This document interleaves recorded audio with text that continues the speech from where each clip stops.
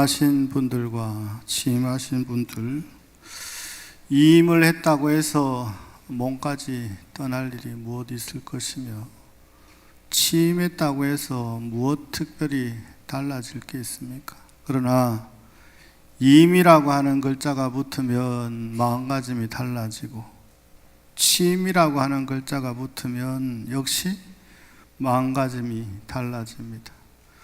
그와 마찬가지로 우리가 부처님이 계시다 생각을 하면 부처님이 나와 함께 하시는 것이고, 아이 부처가 뭐 어디가 있어 라고 생각하면 부처님은 우리와 멀어지게 됩니다. 부처님이 나와 함께 계신다라고 생각하는 순간 부처가 되는 것이 아니라, 부처가 나와 함께 한다는 생각이 드는 순간 내가 부처의 행동을 할 때 비로소 부처는 나에게 가까이 다가오셔서 나로 하여금 부처의 길을 가게끔 만드는 거죠. 모든 것이 우리의 마음먹기에 달려 있습니다. 오늘 을사년을 맞이해서 여러분들에게 나누어 드린 부처님 말씀을 5번, 5번까지만 함께 합송을 하도록 하겠습니다. 이 경전은 부처님의 경전 가운데 가장 오래된 경전인 수타니파타, 그 중에서 뱀의 품이라고 하는 대목에 해당되겠습니다. 을사년을 맞이해서 동북아뿐만 아니라 전 세계에서 뱀이 가지고 있는 상징성은 경애와 두려움을 동시에 가지고 있습니다. 뱀은 엄청난 능력을 가지고 있는 동물이거든요. 발이 없음에도 불구하고 물도, 마당도, 흙도, 땅도, 나무도, 심지어 하늘까지 날아다닐 수 있는 능력을 가지고 있습니다. 그리고 엄청난 생산성을 가지고 있죠. 뿐만 아니라 엄청난 생명력을 가지고 있습니다. 거기에 더해서 뱀은 크기를 키울 때 변태의 시간을 가지죠. 바로 그 대목에서 경전으로 만들어진 대목입니다.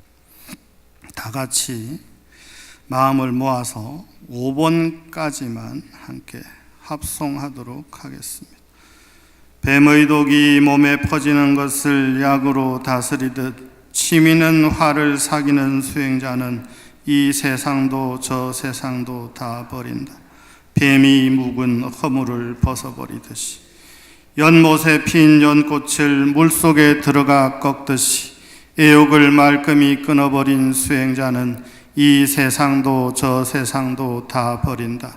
뱀이 묵은 허물을 벗어버리듯이 넘쳐 흐르는 애착의 물줄기를 남김없이 말려버린 수행자는 이 세상도 저 세상도 다 버린다. 뱀이 묵은 허물을 벗어버리듯이 거센 경류가 연약한 갈대의 둑을 무너뜨리듯이 교만한 생각을 남김없이 없애버린 수행자는 이 세상도 저 세상도 다 버린다.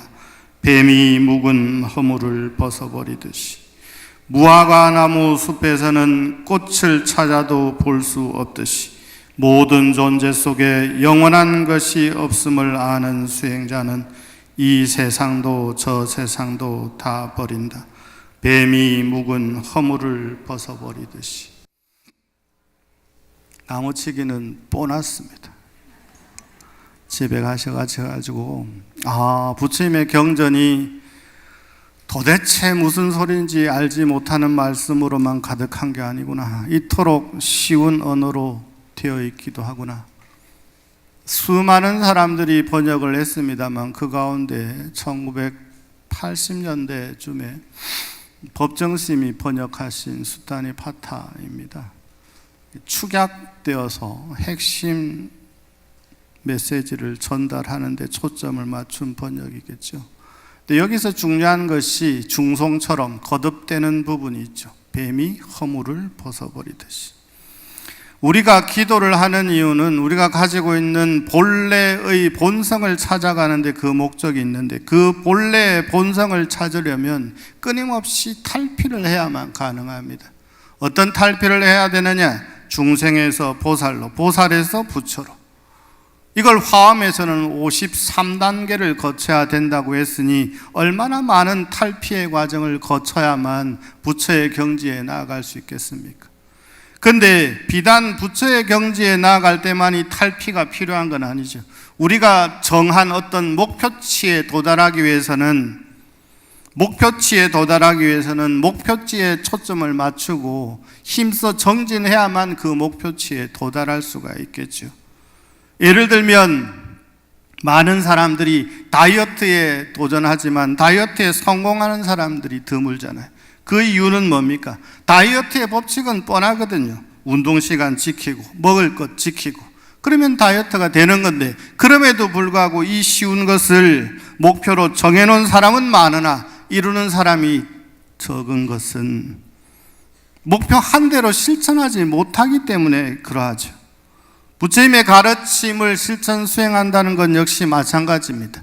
내가 부처의 경지까지는 아니라도 그 밑에 경지에까지라도 도달하겠다라는 목표치를 설정을 했으면 그 목표치에 맞춰서 끊임없이 나를 변화시키고 탈피시킬 때 마침내 중생에서 부처로 전환이 일어나는 겁니다. 내가 부처다 라고 한다고 해서 부처가 되는 게 아니고, 내가 보살이다 라고 한다고 해서 보살이 되는 것이 아니라, 내가 보살의 행을 실천하고 그것이 체화되었을 때 마침내 보살이 되는 것이고, 내가 부처다 라고 생각하는 순간 부처의 행을 끊임없이 실천해 나아갈 때 마침내 부처가 되는 것이죠. 오늘 비로선언에 모시기 위해서 부처님의 사리를 모시고 왔습니다. 사리 역시 마찬가지입니다. 사리 이야기를 했더니 스님 그게 진짜입니까? 그거 어떻게 과학적으로 조사를 해봐야 되는 거 아닙니까? 그러는 순간 사리의 공덕과 영혼과 여러분들과는 10만 8천리 떨어집니다. 내가 이 꽃이 아름답다라고 의미를 부여하는 순간 꽃은 아름답게 우리에게 다가오는 것처럼, 내가 부처님의 사리에 공덕이 있다라고 믿는 순간 부처님의 사리의 공덕은 여러분들과 함께 하는 겁니다. 여러분 주변에 아무리 많은 금은보화가 널려있다 하더라도 여러분들이 그 금은보화의 가치를 생각하고 가까이 하려고 하지 않는 이상 금은보화는 여러분들과 아무런 의미가 없는 것처럼 부처님의 사리 역시 마찬가지입니다. 오늘 여러분들이 친견하게 될 부처님의 사리는 동남아에서 모시고 온 사리가 아니라, 이 과정에 대한 말씀을 드리면 정말 많은 이야기가 있습니다. 부처님의 사리를 모셔야 되겠다라는 생각을 가지고 제가 모시고 있는 사리라도 모셔야 되겠다라고 하는 순간 저와 오랜 인연이 있는 거사님이 스님, 저에게 예전에 석가족 스님께서 사리를 줄 수 있다라고 하셨습니다. 너무 좋은 일이다. 내가 사리를 모신다면 석가족이 모시고 있는 사리를 모시고 싶은 마음이 있었다. 그때 일이 급속하게 진행이 되다가 마침 우리가 인도 순례를 가니 그때 부처님 사리를 모시고 오면 좋겠다 라고 했으나 역시 쉬운 일이 아니었습니다. 왜냐하면 부처님 사리가 모셔져 있는 곳과 우리 성지와 자그마치 하루 거리에 떨어져 있었습니다. 그리고 사리를 주겠다 하신 스님께서도 사리를 모시는 법석을 엽법하게 갖추었을 때 사리를 전해주겠다라고 말씀을 하셔서 첫 번째는 실패를 했습니다.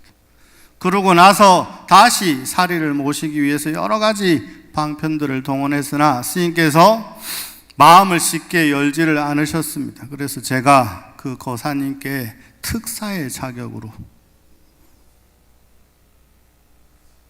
거금을 기부를 하면서 사리를 꼭 모시고 오면 좋겠다 라고 해서 이분이 부랴부랴 네팔로 들어가서 7시간, 8시간을 다시 차를 타고 들어가서 스님께 간곡하게 청을 드리고, 그때 스님께서 이런 말씀을 하셨다 그래요.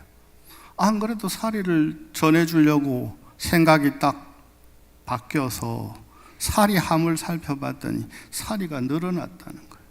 여러분 살이 친견할 때 작게 이렇게 보이는 살이들이 있을 겁니다. 그 살이는 분신살입니다. 이런 이야기들은 제가 여러분들에게만 하는 것이 아니라 정사인 조선왕조실록에 사리 분신이라고 검색을 하면 51건의 사리 분신 기록이 등장을 합니다. 여러분들이 아시는 조선의 불교와 실제 기록되어 있는 조선의 불교는 정말 다릅니다. 왕실에서는 조선을 처음 개국한 태조 이성계부터 철저한 사리 신봉자거든요. 그래서 실록에 보면 태왕께서 사리각, 사리전 어떻게 됐냐고 늘 물으셨다는 기록이 나옵니다. 그 밑에 가장 사리를 신봉했던 이는 누구냐? 세조입니다. 그 다음에 아버지 못지않게 지극정성으로 불법을 옹호했던 왕이 누구냐? 세종입니다. 세종이 상소가 올라왔을 때 가장 많이 한 말이 뭐냐? 불륜이라 그랬습니다. 사극에 보면 윤허하여 주시옵소서 하죠. 그때 윤자입니다. 그러니까 불륜 그랬으니까 윤허하지 않겠다, 허락하지 않겠다. 뭐에 대해서 이토록 강경하게 말씀을 하셨을까?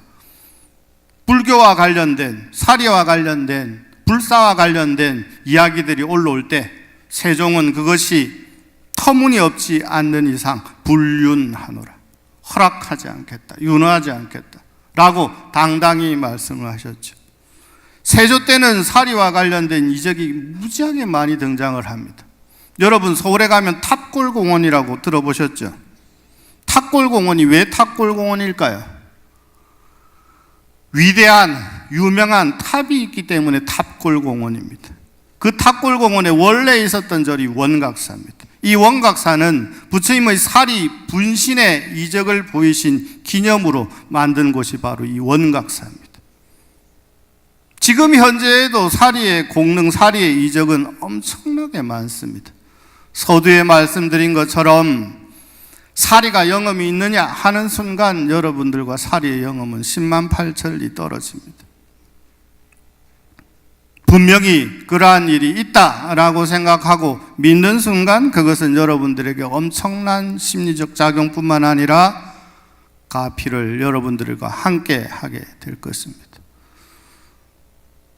짧은 시간 귀하게 여기시고 주변에 널리 전하셔서 여러분들만 좋은 거 보지 마시고 일주일간 기도 마친 시간으로부터 딱 1시까지 오늘은 좀 특별하게 연장을 하도록 하겠습니다.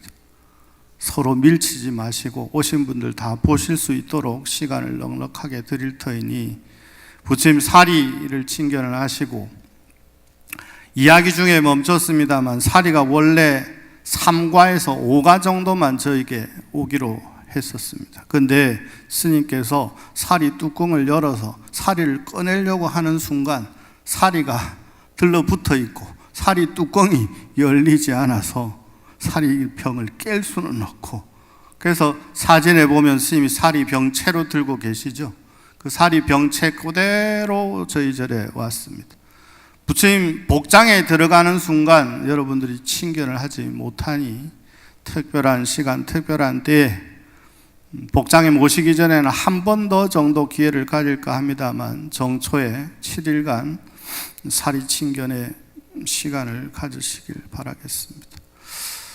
오늘 한 해 2차 인연 공덕으로 뱀의 허물을 벗어버리듯이 여러분들도 가지고 있는 나쁜 습관들, 안 좋은 업들 이런 것들은 다 훌훌 털어버리시고 삼재 판란이 소멸되시고 사백사병은 멀리 하는 시간 되시기를 바라겠습니다. 법문 마치겠습니다.